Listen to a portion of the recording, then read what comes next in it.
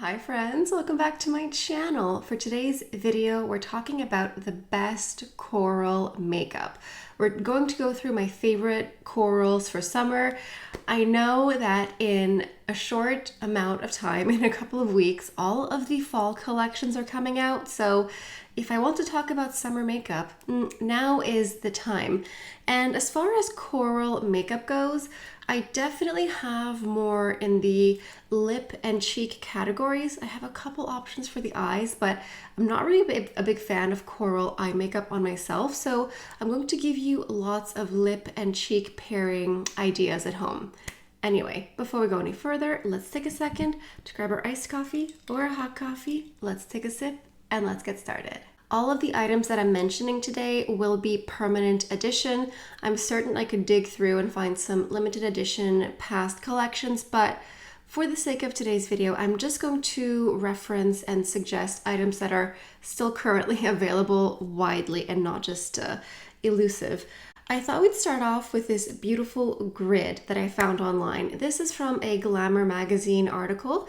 It's dated from 2017, so if you look at the article, they might recommend products that are now discontinued. However, this grid here is a gradient of corals, and you can see that there is a pretty big spectrum here. Technically, when we refer to corals, they're often a little bit more red-based, but there is nuance in this beautiful coral gradient. So I'm going to use this grid here as a reference point for the product recommendations. And I also wanted to note the slight difference between coral and peach and apricot because they tend to all get jumbled together, and some of these today will be a little bit jumbled together, but there is a little bit of distinction I wanted to show you here. This grid here is a perfect example. So we have the peach, the apricot, and the coral. So you can see the coral here looks the most red. The apricot has a little bit more of a yellow base to it, and the peach one is the one that looks the most pastel. So this is just, you know, a reference. It's a guide. It isn't a hard black and white. It's not, you know, we can play around. It's just makeup at the end of the day. So to start off with, I like to go with the eyes. I have a couple recommendations. I think I already know what I'll be using, but I have a few recommendations that will be, you know, spun off of all the grids I just showed you. The first one is from Dior, and this is one of their new singles here. This one is called Tutu, and this one is a really pretty color. I find that the formula is a little bit harder to pick up just in the palette here, but when you actually wear it, it is quite lovely. It's a soft peachy color. It definitely fits on our grid of corals. It's satiny. I believe this one is technically a metallic, but it doesn't feel or look like a chunky glitter. It's actually quite soft. So that's a beautiful one and done. If I'm going into this family of colors for the eyes, I typically just go for a one and done. If not, I also have some quads here from Chanel. This is the 202 Tissé Camellia, and I'm just going to swatch the single shades that I do think sort of fit in this family here. And some of these you may already have. This one here is a little bit lighter and softer. It almost has a bit more pink to it, but you can sort of see where this is leading into.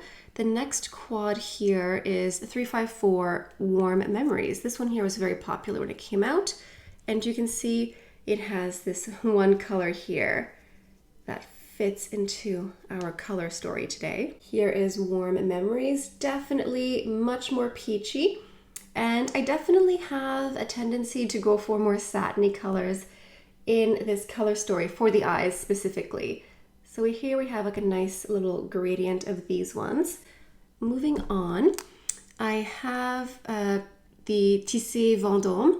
This is 204. And here we have two colors here that we could swatch. So the first one, I mean, this one's going to be quite light.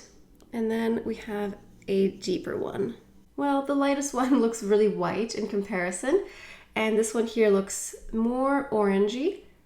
It has slightly more red than the other ones, but it looks more like a solid orange compared to the other ones. However, if you want a palette to sort of fit in this collection here, I would suggest the Les Beige palette in Warm. There do exist coral palettes out there, other ones I'm sure, but like I stated, they're not really my color story for the eyes. So these are the ones that I have. And I'm just going to swatch these ones here. I think this is very pretty. I think this is the most true coral in everything we have here, because you can see it's more red based than anything else. You have a little bit of the orange, a little bit of pastel, but this is the most reddy coral shade here in this whole palette. I primed my eyelids off camera with the Hourglass eyeshadow primer, and then I'm going into this BK Beauty brush. This is the 203. I like this because it's multi-purpose, so I'm going into the most coral shade that I have to offer. And I'm just knocking off a little bit on a tissue here. And I'm going to buff this onto the lid and then use the angle here just to bring it up a little bit higher. And I want a little bit more of a soft wash of color. I don't need anything too intense. This look is going to be a bit monochromatic with the eye, the lip, and the cheek. I like that this finish here is luminous. It has brightness to it. I think it's incredibly flattering, especially if you're someone who has more mature eyelids. This is a really beautiful, soft formula. I went ahead and added some mascara. This is the Valentino one. This is just a very simple, quick, one and done look. Let's move on to the complexion. Obviously, the complexion, like the base will not be coral. I'm using the Chanel Complexion Touch in the shade B40. And I'm blending this out with a round foundation brush from BK Beauty. I think the reason I tend to avoid coral eye looks is because on me, the coral shade, if there's too much red, I find that it gives me a sort of like sickly rabbit look. I think that this is fine, but we all have our own personal taste and preference. If I'm doing something on the eyes in this color family, I tend to go into soft peaches. I think peaches are very flattering, pretty universal. They often have that sort of champagne quality to them, where they have a little bit of lightness.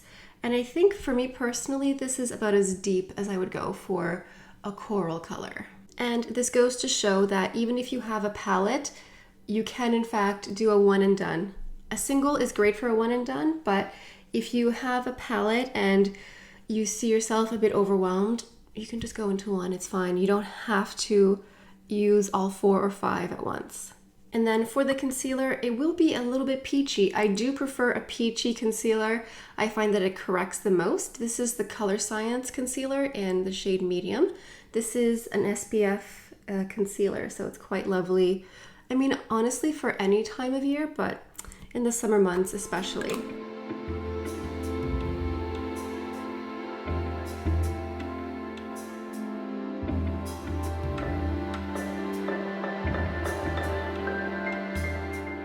All right, now let's move on to the 2 categories that I have the most products for, the cheeks and the lips. And for me personally, this is the most fun part. I think this is where I have the most products, and I think I have some really great ones to share with you. So the first one here is from Westman Atelier. It's the Baby Cheeks formula in the shade Mignette. And I have to say, I have cream, powder, compact, loose. I have a bit of everything here. So this is Mignette. It's a cream blush stick. This one here, I think, falls a little bit closer to peach. It is coral, but I think it'll fall more peach compared to some of the other ones here. It has some luminescence to it, so it's a blush with that lit from within glow. It's not quite a highlighter, but you could skip a highlighter with this one here. And in general, I just really enjoyed that cream blush formula from Westman Atelier. Moving on to Dior, we have a Backstage Coral blush here. Number 4, Coral. This is a powder, but the Backstage blush formula is created to sort of react with your skin's pH. So even though I'm going to do a swatch here, it will not necessarily be indicative of how it will look on the skin.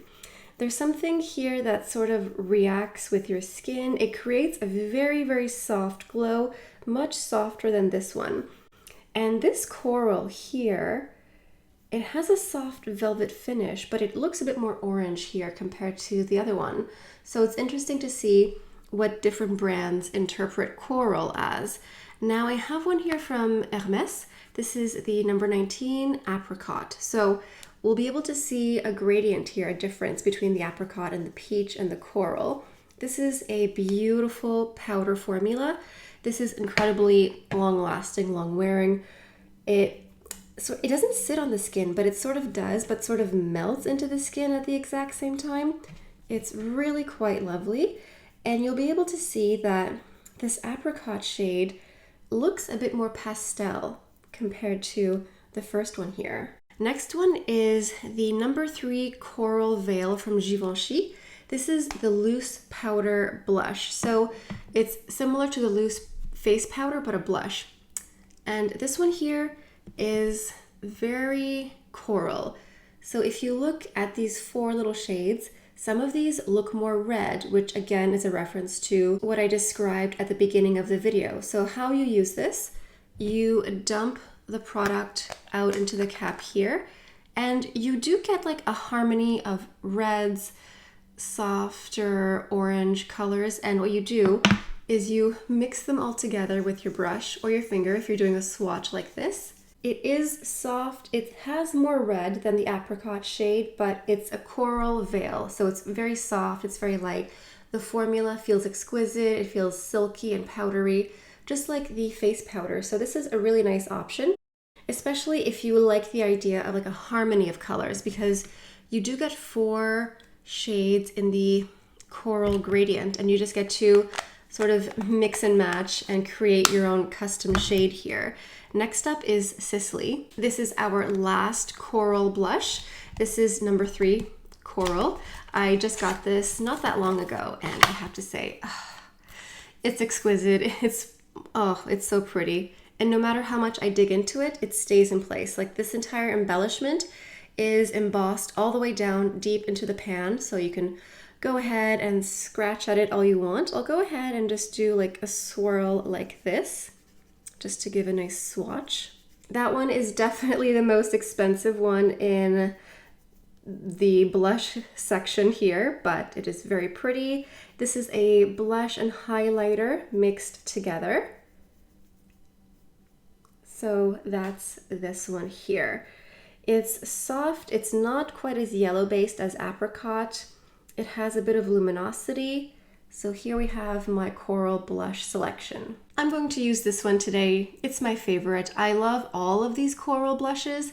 I especially love the Westman Atelier, but I can't pass up this blush here every time I see it. So I'm using a big blush brush here. This is the Chanel blush brush, and I'm just swiping in generously, and I'll apply.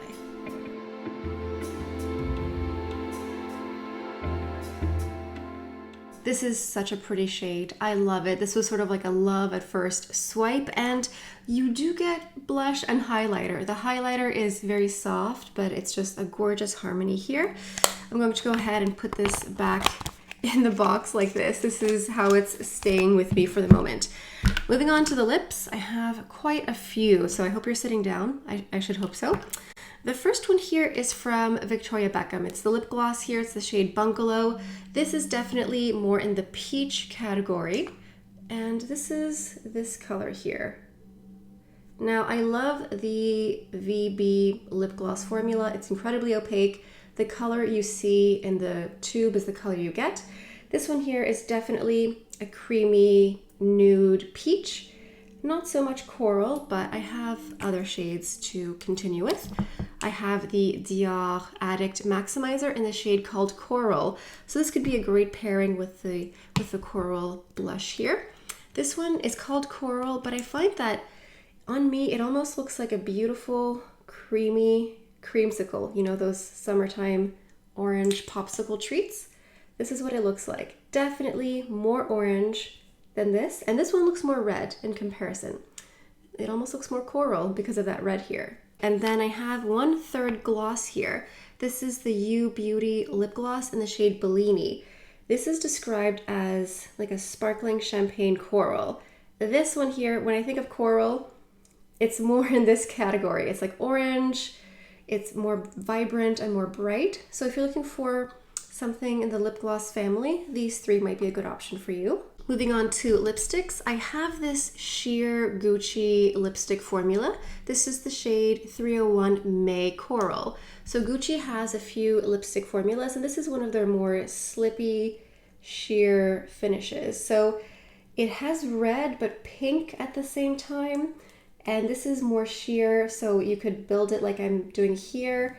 You could do a quick little wash of color. It's up to you. It's a very comfortable lip formula, but not the most long-lasting because of how sheer it is. You know, it's not like a liquid lipstick or anything like that, but it's a good option. Moving on to the Chanel Rouge Allure. This is the shade 136 Mélodieuse, and this is a classic bullet lipstick formula. So this one will be a little bit more long-wearing. And this one here I think is so fun. This is such a fun summer color. When I think of coral, I tend to think like this. It's like this poppy pink with red. It's vibrant. It's such a great injection of color into a summer look. Very, very pretty. And last but not least, we have the Rouge Allure Velvet in 46 Magnetic. So the velvet is going to be a little bit more matte. And I adore this one here. This one looks more red and more pink. Perhaps leaving the coral family and entering a bit more fuchsia. But there is some red here, so I don't know, maybe. I think the other options are gorgeous. I mean, I love this one so much, I wear it all the time, but I think the other options might be more true fuchsias. I think I will start off with the Gucci lipstick here, and I might add a little bit of gloss on top just to, you know, make my own creation here. As you can see, it's quite sheer, but I'm going to just keep adding just to build it up a little bit. Now going into the You Beauty Bellini shade, I'm just going to tap a little bit of this color on here because I just think it looks so fun. So we'll just take a little bit here. All right, that is the finished look. Please sound off in the comments below. I would love to hear from you. What is your favorite coral eyeshadow, blush, or lipstick? I have to admit, this is not usually my wheelhouse, especially for eyeshadow. For lips and cheeks, yes. For the eyes, I will have to admit, I think I would rather be wearing blue eyeshadow any day of the week. But a lot of you had asked me to talk about coral makeup, and you really enjoy when I stick to one color story and give you inspiration and pairings to do at home. So if you're not subscribed to my channel, you will greatly miss out on a lot of wonderful information. I do lots of reviews and tutorials, and as you can see, I like to use and reuse new and old makeup collections mixed together. So I'll give you lots of inspiration at home, so make sure you're subscribed with that notification bell set to on. Leave a comment down below if you'd like me to do another one of these in a specific color story. I've done neutrals. I will definitely do more with the fall season coming. I know it sounds crazy because it's still August and still so hot, but the fall collections will be rolling in and I have a lot of ideas about that. So stick around. Anyway, that's all I have for you guys for today. Thank you so much for stopping by. Hope you have a beautiful day, and I'll see you next time. Bye.